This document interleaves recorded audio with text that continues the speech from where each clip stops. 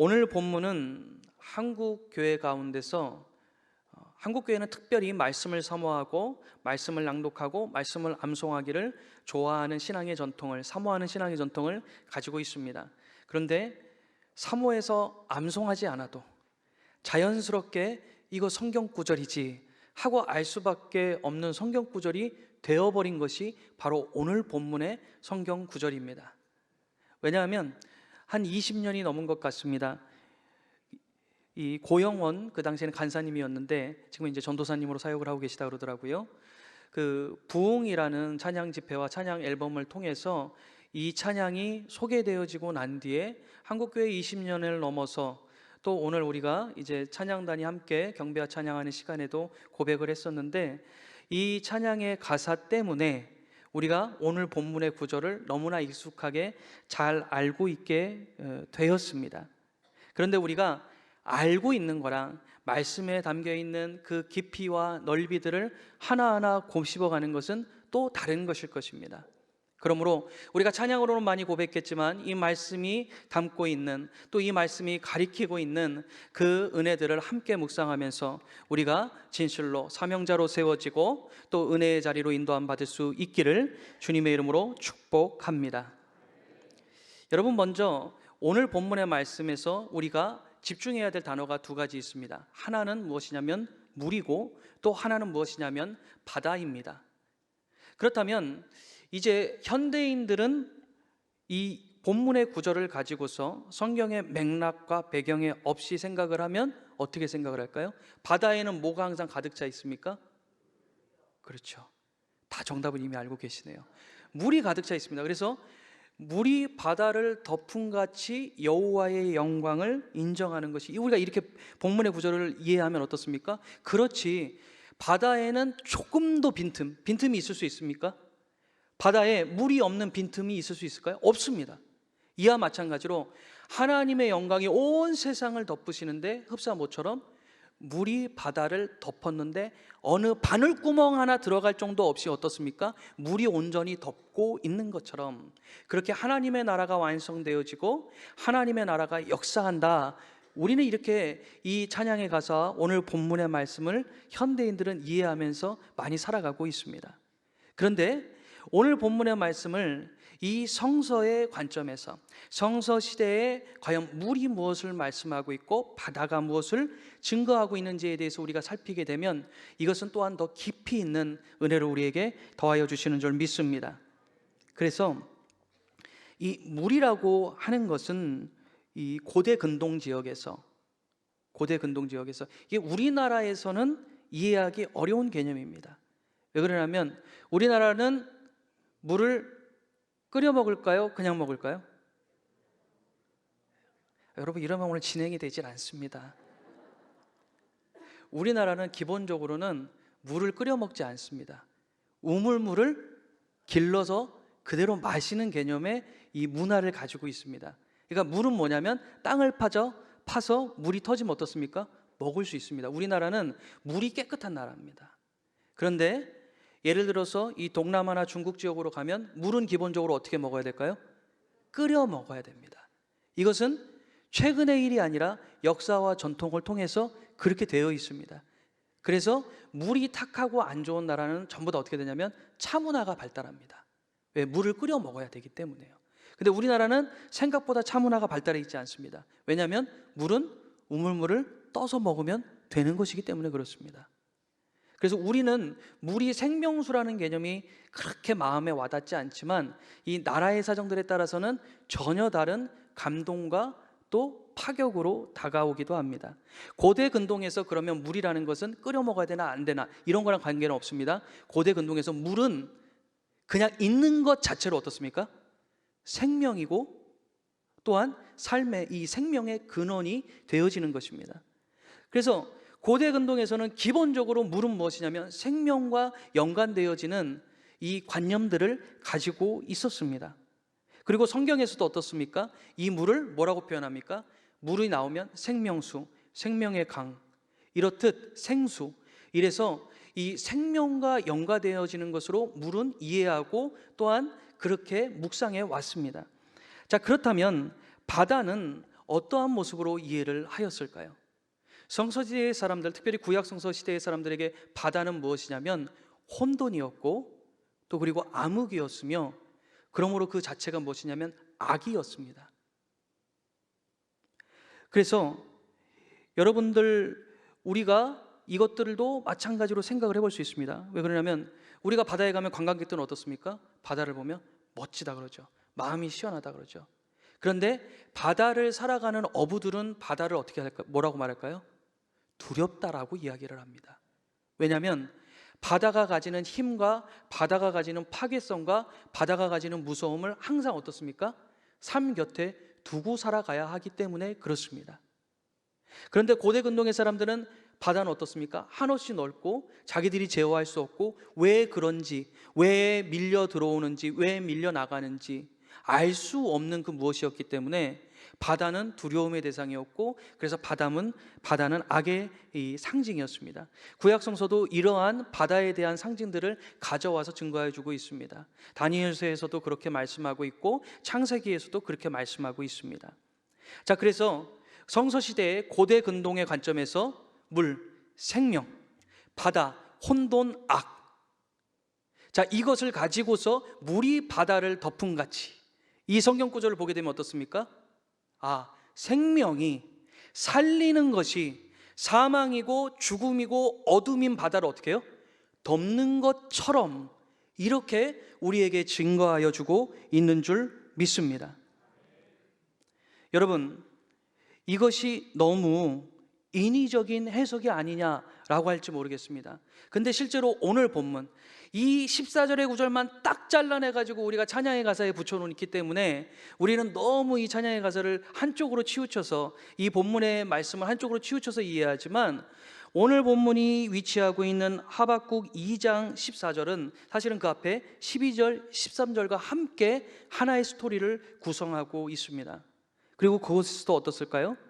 그것은 분명히 바벨론이라는 악의 제국이 무너지는 상황에서 이 14절의 말씀이 선포되어지고 있는 것을 보게 됩니다. 즉, 바다라는 악을 하나님의 생명, 하나님의 구원, 하나님의 권능이 덮으신다라고 이해하는 것은 아주 적절한 성서의 안경을 가지고서 오늘 본문을 바라보는 것입니다.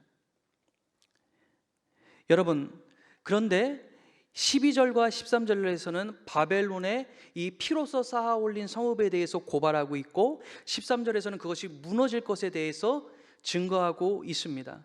그럼 무엇입니까? 악이 무너져 내릴 것에 대한, 악의 도성이 무너져 내리고 악한 자들이 무너져 내릴 것에 대하여서 증거하여 주고 있는 것입니다. 그런데 14절은 뭐라고 말하고 있습니까? 갑자기 생뚱맞아요. 어색합니다. 이는 이렇게 고백하고 있습니다. 이렇게 선언하고 있습니다. 이는 물이 바다를 덮은 같이, 이렇게 말하고 있습니다. 그런데 이 이는이라는 표현이 한국어에서는 잘 이렇게 문맥을 붙이기 좋기 때문에 이는으로 해석을 했지만, 히브리어 원어를 우리가 좀 더 이 이는이라고 표현하는 것에 대한 이 의미를 우리가 파악해 보면 그러나라는 의미입니다. 세상은 악합니다. 그런데 그 악한 세상 결국 무너질 겁니다. 그런데 악한 세상이 무너지는 건 무너지는 건데, 완전히 하나님께서는 이 사망의 일과 생명의 일을 단절시켜서 말씀하십니다. 그러나 물이 바다를 덮음과 같이 무엇입니까? 여호와의 영광을 인정하는 것이 세상에 가득할 것이다. 여러분, 사망이 무너지는 자리에서, 악이 절망하는 자리에서 하나님께서는 하나님의 승리를 선포하고 계신 줄 믿습니다. 그래서 오늘 이 14절의 본문을 우리가 첫 번째로 묵상할 때, 이 날은 물이 바다를 덮음같이 여호와의 영광을 인정하는 것이 온 세상에 가득하리라, 이것은 무엇이냐면 바로 승리의 선언인 줄로 믿습니다. 여러분, 사실 그렇습니다. 이 승리의 선언, 물이 바다를, 생명이 사망을 덮는 것과 같은 이 위대한 역사를 이스라엘 백성들은 이미 경험하였습니다. 그래서 우리가 물과 바다라는 이 개념에 대해서 한번 방금 전에 살펴봤었는데, 기본적으로 이스라엘 백성들은 바다 그리고 뭘 덮어 이런 이야기들이 나오면 항상 머릿속에 떠올리는 사건이 있습니다. 무엇일까요? 예, 맞습니다. 홍해입니다. 그래서 물이 바다를 덮은과 같이 이러한 이야기들 들을 때 기본적으로 이스라엘 백성들의 마음속에서 스물스물 올라오는 생각이 뭐냐면 홍해 사건, 출애굽 사건이라고 부르는 바로 그 홍해 사건입니다. 이 홍해 사건은 어떠한 일입니까? 하나님께서 어떻게 하셨습니까? 악이요, 혼돈이요, 절망이요, 장애물이라고 표현할 수 있는 바다를 가르신 사건입니다. 그래서 그들에게 무엇을 주셨습니까? 승리를 주신 사건인 줄로 믿습니다. 그래서 물이 바다를 덮은과 같이 이 말씀은 분명히 이스라엘에게 주셨던 승리를 기억하게 하는 사건인가 동시에 여전히 아직 승리 가운데 다가가지 못한 이스라엘 백성들에게 이 승리가 너희를 위하여 예비되었음을 증거하고 또한 말씀하여 주시고 약속하여 주시는 것인 줄 믿습니다. 자, 그런데 여러분, 우리는 이 홍해 사건을 보면서 그렇지, 사망을 가르신 날이지, 이렇게만 우리가 묵상할 수 있는 것은 아닙니다. 실제로 이스라엘 백성들은 이 홍해 사건을 기억하면서 한 가지를 더 생각합니다. 우리는 홍해 사건을 생각할 때 그렇지, 바다를 가르셔서 그 물 가운데를, 마른 땅을 지나게 하셔서 어떻게 해요? 살리셨다. 이렇게만 우리가 기억하기 십상입니다. 근데 이스라엘 백성들은 반드시 한 가지를 더 거기에 붙여서 기억을 했습니다. 무엇이냐면 그들의 대적을 물 가운데 어떻게 해요? 덮으신 사건으로 이스라엘 백성들은 성서를 통해 고백하고 있는 것입니다. 그래서 홍해 사건은 구원의 사건인가 동시에 이스라엘 백성에게 승리의 사건이었는 줄로 믿습니다. 그래서 우리는 구원받았다, 여기서만 멈출 것이 아니라 우리는 무엇입니까? 승리하였다. 우리가 오늘 전도 헌신 예배를 드리고 있습니다. 우리가 전도 헌신 예배를, 우리가 전도를 구원이라는 관점으로만 보면 어때요? 남을 구원시켜야 되는, 구원의 통로가 되어야 되는, 어떻게 보면 부담스럽고 이 해산의 고통과 같은 어려운 일이라고만 생각하는데, 우리가 이 구원의 은혜들을 선포하고 증거하는 자리를 무슨 자리라고 생각하면요? 승리하는 자리, 승리를 선포하는 자리. 그러면 사명으로 인한 부담과 짐이 아니라 우리 안에 무엇이 나타나게 됩니까? 승리의 기쁨과 승리의 영광과 또 다시금 승리하고자 하는 소망이 날마다 자라나는 줄 믿습니다. 그래서 하나님께서 오늘 이 14절을 통하여서 선포하여 주시는 이 영광의 날, 이 승리의 날은 바로 우리의 대적들이 무너지는 날인 줄로 믿습니다. 그래서 우리가 두 번째 이제 묵상하게 되는 것은 무엇이냐 하면 바로 13, 14절에 나타나는 바벨론의 멸망입니다. 여러분, 이 바벨론이 무너지는 것, 완전히 패망하는 것, 이것을 말씀하시면서 물이 바다를 덮으심과 같이라고 해서 이 문맥들을 붙여놓고 말씀하시는 이유는 무엇일까요? 첫 번째는 무엇이냐면 바벨론이 그 당시에 어느 누구도 막을 수 없고 대항할 수 없는 악의 세력이었기 때문에 그렇습니다. 오늘날의 러시아나 미국이나 중국 여러 나라들이 어깨싸움을 하고 있는 것과는 비교할 수 없을 정도로 바벨론은 유일하며 완전하며 절대적인 악의 나라였습니다. 그렇기 때문에 하나님께서는 이 바벨론의 멸망을 말씀하시면서 어떠한 상징을 갖고 오시냐? 물이 바다를 덮음과 같이. 바다가 무엇이라고 말씀하셨습니까? 말씀드렸습니까? 바다는 악이고 혼돈이라고 말씀드렸죠. 그런데 이 악과 혼돈을, 바벨론을, 이 큰 이 바벨론을 어떻게 해요? 물이 바다를 덮음과 같이, 물이 완전히 바다를 덮고 있는 것과 같이 하나님께서는 바벨론을 완전히 이 역사 가운데서 심판하시겠다라는 아주 강렬한 선언을 이스라엘 백성에게 주고 계신 줄 믿습니다. 그런데 이 표현 자체를 우리가 한번 묵상해 보겠습니다. 여러분, 누가 있어서 이 표현을 할 수 있을까요? 물이 바다를 덮은 것 같이. 바다라는 악을, 혼돈을, 어느 누구도 제어할 수 없는 그 무엇을, 그리고 하필이면 뭐예요? 바다도 뭡니까? 물이지 않습니까? 근데 그 바다를, 우리가 바다를 측량할 수 있습니까? 어느 누구도, 아무리 작은 바다도 인간은 그 눈으로, 생각으로 측량할 수 없습니다. 근데 그것을 하나님께서 뭐라고 말씀하시냐면 덮어버리시겠다. 어떻게 하나님께서 이런 표현으로 이스라엘 백성에게 저 바다, 너희가 제어할 수 없고 막을 수 없고 감당할 수 없는 저 바다, 저 악을, 저 혼돈을 완전히 덮어버리시겠다. 이 말씀을 묵상하면서 우리는 소망을 가지게 됩니다. 왜냐하면 우리가 우리의 인생을 먼저 좁혀서 보겠습니다. 우리의 인생 가운데서 우리가 제어할 수 없는 일들이 너무나 많습니다. 우리가 감당할 수 없이 너무 거대한 일들이라고 생각하는 것들이 너무나 많이 있습니다. 무엇과 같이요? 바다와 같이. 그러한 인생의 문제들을 향해서도 하나님께서는 뭐라고 말씀하시냐면 물이 바다를 덮음과 같이. 완전히 하나님께서 뭐냐면 저 바다라고 하는 악을 하나님의 생명수로 완전히 감싸서 덮어버리신과 같이 하나님께서는 우리의 삶에 우리가 대적할 수 없고 우리가 측량할 수 없는 모든 문제들 가운데서 하나님의 생명으로 덮으시는, 우리를 구원하시는 그 하나님이신 줄 믿습니다. 그러므로 여러분, 우리가 대적하고 우리가 대항한다라는 건 우리가 감당할 수 없기 때문에 쓰는 표현입니다. 우리가 대항하는 삶의 문제, 우리가 대항하는 가정의 문제, 우리가 대항하고 있는 자손의 문제들 가운데서 우리가 때때로 좌절하고 절망합니다. 그런데 여러분 기억하시기 바랍니다. 오늘 본문의 말씀을 묵상하면서 붙잡을 때 그 우리가 대항하고 있는 문제와 우리가 직면하고 있는 상황이 얼마나 크든지 상관없습니다. 우리가 생각하고 우리가 대항하고 있는 그 문제들, 그 문제보다 바다가 더 크지 않습니까? 우리가 직면하고 있는 문제들, 심지어는 남에게도 쉽게 말하기 어려운 문제들, 그 문제를 바다랑 같이 한번 비교해 보시기 바랍니다.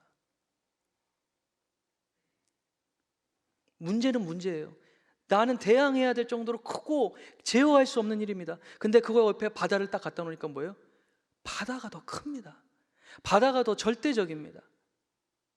근데 오늘 하나님께서는 뭐라고 말씀하시냐면 내 문제보다 크고 내가 대응하고 있는 이 일보다 더 큰 바다를 가져다 놓으신 다음에 내가 바다도 덮어줄 것이다. 참으로 이 본문의 말씀을 통해서 위로를 얻고 소망을 얻는 저와 여러분이 될 수 있기를 주님의 이름으로 축복합니다.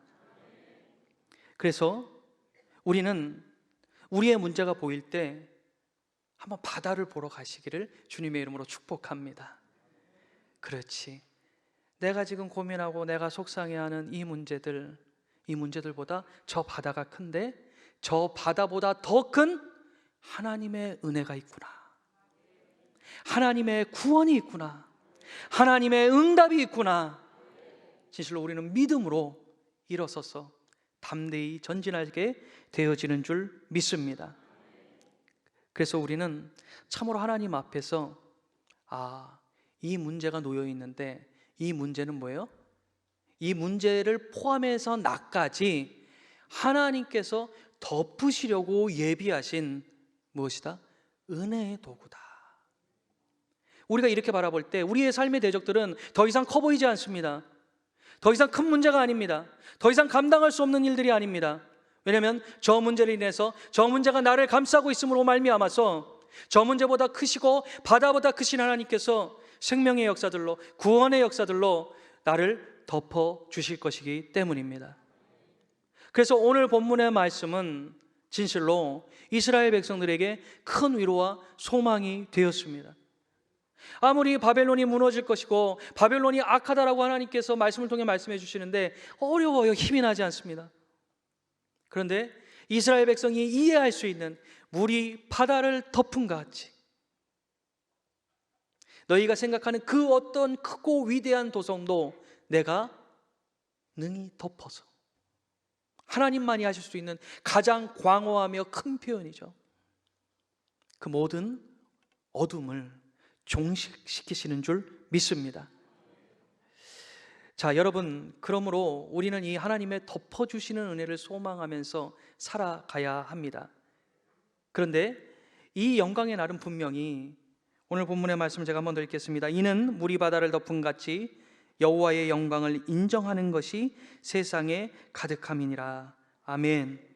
여러분, 분명히 하나님의 영광의 날은, 영광을 인정한다는 것이 무엇입니까? 하나님의 영광이 가득 차고 어느 누구도, 우리가 감히, 우리가 작은 인간이 어떻게 하나님의 영광을 맞습니다 하고 인정할 수 있겠습니까? 이 표현은 무엇이냐면 온 세상이 하나님의 영광, 하나님의 크심, 하나님의 어메하심을 보고 그 앞에 경배하고 그 앞에 무릎 꿇게 되어질 날들이 올 것이다 라는 고백인 줄로 믿습니다. 그래서 분명히 영광의 날이 있습니다. 그리고 이 영광의 날은 단순히 우리가 생각하는 것보다, 우리가 생각하는 것만치로 작지 않습니다. 우리는 하나님의 영광의 날을 생각할 때 내 눈물이 닦여지는 날로부터 먼저 생각을 합니다. 물론 거기서부터 시작해야 됩니다. 그러나 하나님의 영광의 날은 내 눈물을 닦는 것으로 끝나지 않는 줄로 믿습니다. 그것은 개인의 구원과 삶의 문제에 국한되어지지 않습니다. 우리 가정의 작은 하나의 이벤트와 사건에 국한되어지지 않습니다. 왜 그렇습니까? 우리 하나님의 나라를 이야기하지 않습니까? 하나님의 나라라고 이야기하지 않습니까? 천국이라고 이야기하지 않습니까? 나라를 이야기하면서 우리는 언제나 구원과 영광을 내 삶, 나의 하루, 나의 가정, 나의 자손의 문제 하나로만 자꾸 축소시켜서 생각합니다. 이렇게 작은 것을 하나님께서 나라라고 표현하셨을까요? 천국이라고 말씀하셨을까요? 하나님의 영광은요, 하나님의 나라는요, 더 크고 위대한 줄로 믿습니다. 그러므로 우리는 이제 이 14절의 말씀을 통해서 위로를 얻고, 이 14절의 말씀을 통해서 힘을 얻고, 이 14절의 말씀을 통해서 승리를 바라보면서 우리는 오늘 이 본문의 말씀을 통해서 우리는 우리 교회에 허락하여 주신 사명과 같이 한국을 바라보고 세계를 꿈꿀 수 있기를 주님의 이름으로 축복합니다. 근데 여기서 이제 중요한 문제가 있습니다. 분명히 하나님의 영광의 날은 임할 것입니다. 약속의 말씀으로 선포하여 주셨기 때문입니다. 그런데 문제가 있습니다. 우리가 안경을 쓰고 이 세상을 바라보면 어떻습니까? 문제가 많죠. 위태위태하죠. 엉망이죠. 사실 우리나라 사람들이 우리나라 사람으로 살아가는 것을 세상 사람들은 전부 다 경악한답니다. 왜 그러냐면 그렇게 무시무시한 나라에서 어떻게 삽니까? 수십 년째 전쟁이 끝나지 않고 잠깐 쉬고 있지 않습니까? 우리는 전쟁 중인 나라에 태어나서 전쟁 중인 상황을 살다가 전쟁 중인 상황에서 아직 안 끝났네 하고 주님의 부름을 받다 보니까 그러려니 하고 살지만, 다른 사람들은, 다른 나라 사람들은 그렇게 생각을 하지 않습니다. 그렇습니다. 우리나라뿐만 아니라 온 세계 가운데 여전히 전쟁이 끊이지 않고 여전히 예수 믿지 않는 사람들이 너무나 많습니다. 여러분, 그런데 온 세상 가운데 하나님의 영광을 인정하는 것으로 가득할 그날은 어떻게 오겠습니까?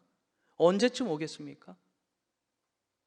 약속의 말씀이니 분명히 하나님의 영광을 인정하는 그날이 올 텐데, 우리가 안경을 쓰고 눈을 씻고 이 세상을 둘러보고 이 동네를 둘러보고 시대를 바라볼 때 하나님의 영광이 온 세상 가운데 가득한 날은 아주 요원하고 아주 먼 일일 것 같은데, 그날은 그럼 하나님께서 어떻게 만들어 가시겠습니까? 여러분, 우리가 성경을 보면 하나님께서 어떻게 하나님의 역사를, 하나님의 영광의 날을 이루어 가시는지 깨닫게 됩니다. 여러분, 아브라함을 바라보시기 바랍니다. 아브라함에게 하나님께서 나타나셔서 약속의 땅으로 가라고 말씀하십니다. 그 땅을 유업으로 주겠다라고 말씀하십니다. 그리고 아브라함의 자손들에게도 나타나셔서 약속의 땅으로 가라고 말씀하시고 그 땅을 줄 것이다 라고 말씀하십니다. 약속의 말씀이죠. 그 말씀이 성취되었을까요? 안 되었을까요? 성취되어진 줄로 믿습니다. 실제로 되었습니다. 그런데 그것은 어떻게 성취되었습니까? 이스라엘 백성의 훈련과 연단을 통해서, 그리고 마지막에는 순종함으로 말미암아서 가나안 땅에 들어가서 한 성 한 성을 점령하고 넘어뜨리면서 하나님께서는 이스라엘 백성의 순종과 충성과 사역을 통해서 하나님의 약속의 말씀을 성취하신 줄로 믿습니다. 여러분, 우리가 승리에 대해서, 그리고 악이 우리의 삶의 문제가 완전히 하나님의 생명의 은혜로, 구원의 은혜로 덮여진다고 했을 땐 좋았습니다. 자, 그러면 이 말씀이 분명히 이루어져야 되고 성취되어야 되는데, 그럼 우리가 오늘 어떻게 해야 되겠습니까? 이스라엘 백성이 약속의 땅을 얻기 위해서 충성하고 순종해서 그 땅으로 나아갔듯이, 그 땅으로 나아가서 그 많은 성들을 피와 땀을 흘리면서 점령해 갔듯이, 오늘 우리는 하나님의 영광이 우리의 각 대교구가 속한 지역 가운데서, 우리가 속한 수원시에서, 우리가 속한 이 대한민국에서, 우리가 속한 이 세계에서 하나님께서 영광 받으시기 위해서 우리는 오늘 순종해야 되는 줄 믿습니다. 우리는 충성해야 되는 줄 믿습니다. 이것이 바로 우리가 전도의 사명을 감당해야 하는 이유입니다.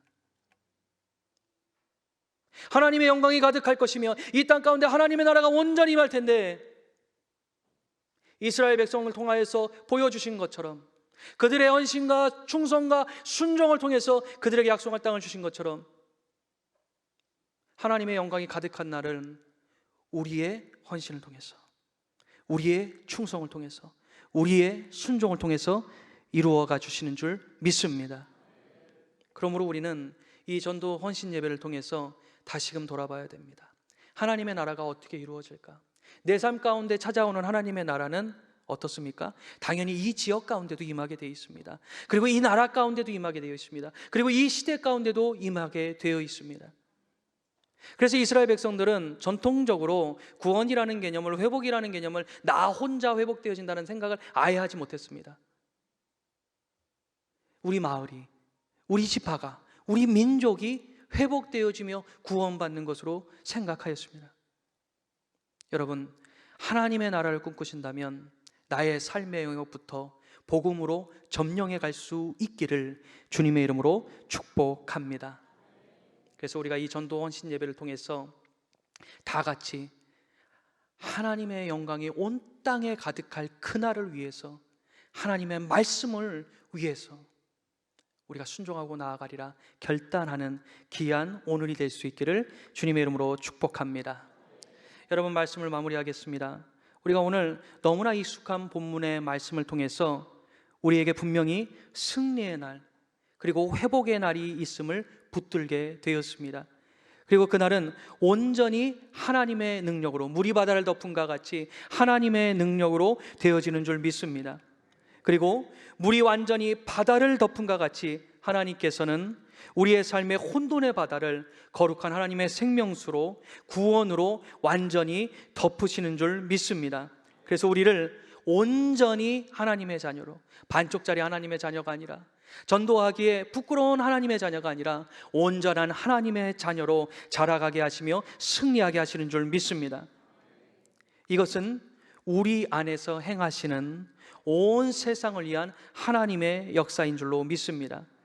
그리고 이제 우리 안에 임하신 이 구원이, 이 생명이, 이 거룩한 생명수가 우리를 통하여 흘러 넘쳐서 온 세상이 하나님의 영광을 보게 될 것입니다.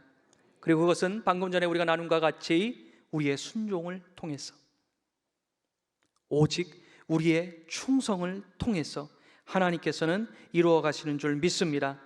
그러므로 이 헌신 예배를 기점으로 더욱더 작정함으로 하나님의 나라, 하나님의 영광이 이 땅 가운데 가득하게 되어지는 일에, 내가 충성하지 않아도, 내가 헌신하지 않아도 하나님의 영광은 하나님께서 이 세계 가운데 가득하게 하실 줄 믿습니다. 그러나 주님, 저도 그 하나님의 영광을 위하여서 쓰임받기 원합니다. 내가 전도할게요, 이것이 아니라 주님, 저의 전도를 사용하여 주시옵소서.